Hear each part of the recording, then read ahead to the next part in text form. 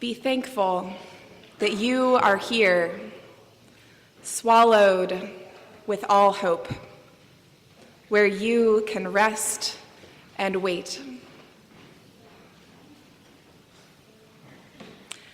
Our reading this morning, Things to Do in the Belly of the Whale, is of course inspired by the story of Jonah and the large fish that appears in the holy books of Judaism, Christianity, and Islam. Yes, it was a mistranslation in the King James Version. It's a large fish. Anyway, this story appears in the holy books of Judaism, Christianity, and Islam. I wonder if you know the whole story. God speaks to Jonah. He literally calls to him and tells him to go at once to Nineveh, that great city, and cry out against their wickedness. Cry out against their wickedness. But Jonah does not go to Nineveh. Jonah buys a ticket on a cargo ship going in the opposite direction. Of course, God, the Old Testament God, let's remember, is not about to let Jonah get away with this. And so he creates a big storm that threatens to sink the ship.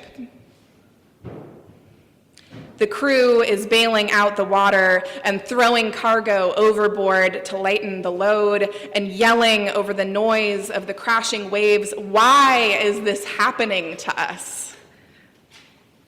Meanwhile, Jonah is nowhere to be found. The captain goes looking for him and finds him in the hold of the ship, asleep. The captain says, "What are you doing sound asleep? Get up, call on your God. Perhaps the God will spare us a thought so that we do not perish." When the crew figures out that Jonah is the reason for God's angry storm, Jonah says, "Pick me up and throw me into the sea. Then the sea will quiet down for you. For I know it is because of me that this great storm has come upon you." The crew, understandably, doesn't want to throw him overboard and carries on trying to row the boat back to land. But to no avail. The sailors plead with God to spare them and finally decide to throw Jonah into the sea. In that moment, they all knew this was the end for Jonah. He would drown in the sea before the storm's foaming waves had even calmed. They knew. But, as the Old Testament version of the story goes, but the Lord provided a large fish. You're welcome. To swallow up Jonah.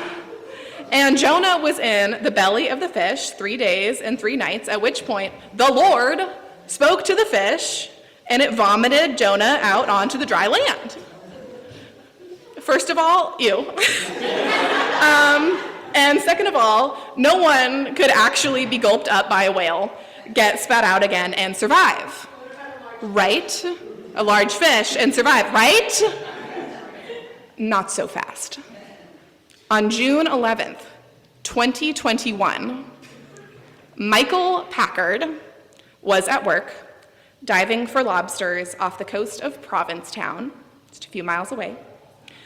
He was near the bottom, looking for lobsters, like you do, about 40 feet underwater, when, and this is a quote, he just felt this truck hit me, and everything just went dark. The impact jostled his diving equipment, and he struggled to find his breathing regulator in the dark. At first he thought, have I been eaten by a shark? No, haven't felt any teeth. And then it dawned on him, He thought to himself, and this another quote, "This is how you're going to go, Michael. This is how you're going to die, in the mouth of a whale." As the seconds passed, he pondered what would come of his family, his sons, his wife. 30 or 40 seconds after that first impact, that first darkness, the humpback whale came to the surface, shook its mouth, and spat Michael out. He was taken to the hospital and was home with only minor injuries the same afternoon. You can look this up. It's literally happened. I was like, that is crazy. That is not real. Oh my God. I was like, that is so perfect. I can't. Like, what?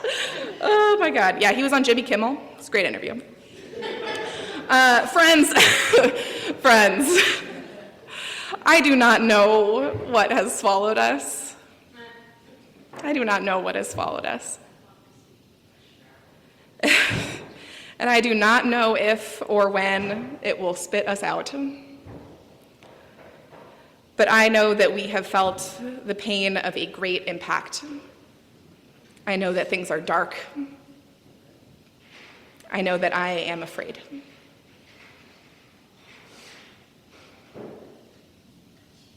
In the days since Trump's inauguration, I have felt overcome. I have felt overcome. Swallowed up, consumed. When Jonah was sitting in the belly of the large fish, praying to his God, he didn't know how long he'd be in there. When Michael Packard was gulped up by a humpback whale, he truly and reasonably thought that that was the end for him. In this moment, here in the belly of whatever this is, I don't know what will happen next. We're here in the dark, measuring the walls, counting the ribs, notching the long days, working on our reports. We are here in the dark, looking up for blue sky through the spout. We are here swallowed with all hope.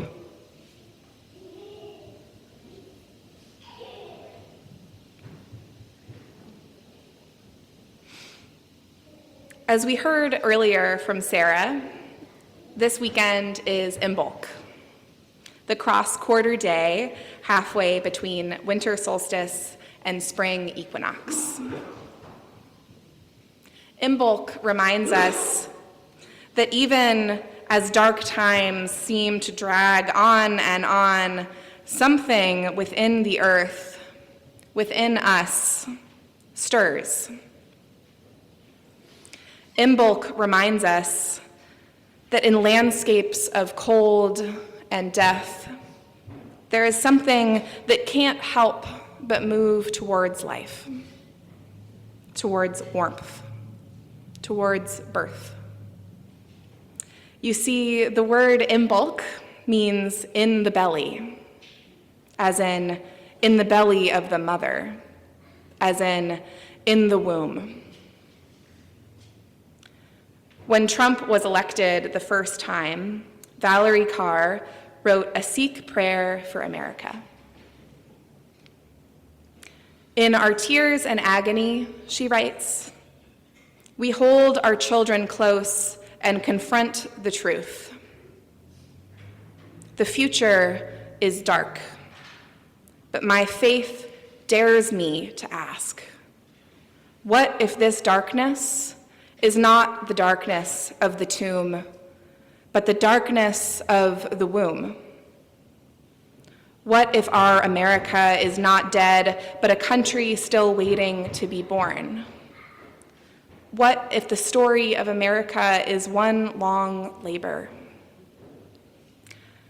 What if all the mothers who came before us, who survived genocide and occupation, slavery and Jim Crow, racism and xenophobia and Islamophobia, political oppression and sexual assault are standing behind us now, whispering in our ear, "You are brave."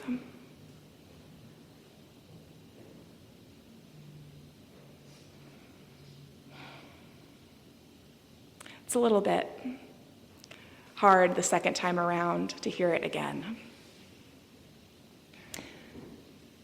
We need the wisdom of mothers now. This Imbolc, this time in the womb. In her book, Matrescence, on pregnancy, childbirth, and motherhood, Lucy Jones writes, "I thought early motherhood would be gentle, beatific, pacific, tranquil, bathed in a soft light. But actually, it was hardcore, edgy, gnarly. It wasn't pale pink, it was brown of shit and red of blood. And it was the most political experience of my life, rife with conflict, domination, drama, struggle, and power."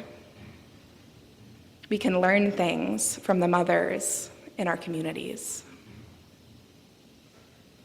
As we bring more life into being, we will need that hardcore, edgy, gnarly love.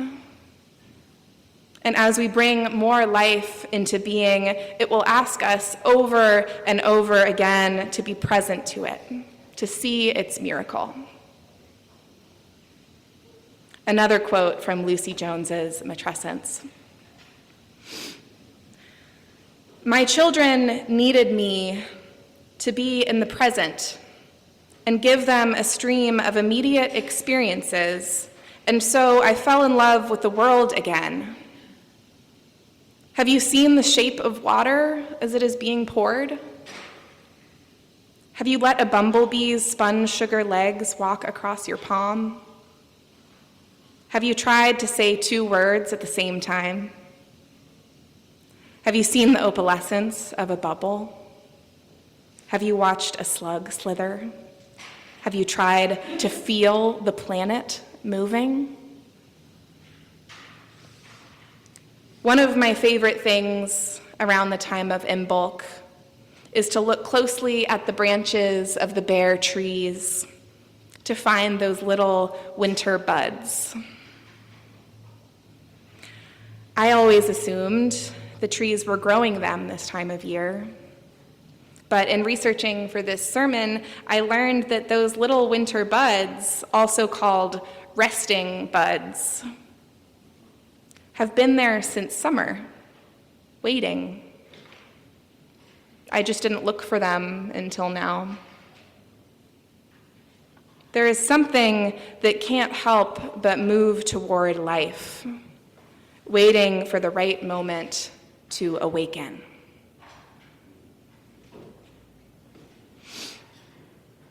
Experts in fascism tell us that the panic and confusion being sowed in these times is very much by design. I know I have made some of my absolute worst decisions out of a sense of overwhelming urgency, and I don't think I'm alone in that. What might we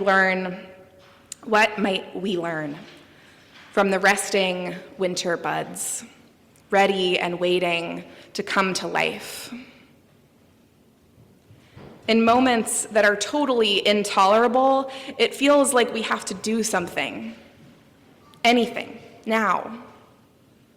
This moment feels totally intolerable. And we do have to do something now, but not just anything. We need to be thoughtful. We need to consult with one another. We need to listen to leaders we trust. We need to pause and make sure our words and deeds are purposeful, considered, called for. We need to be clear-eyed.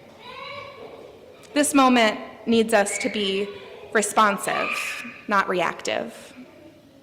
It's a tall order, I know, and you will need your strength.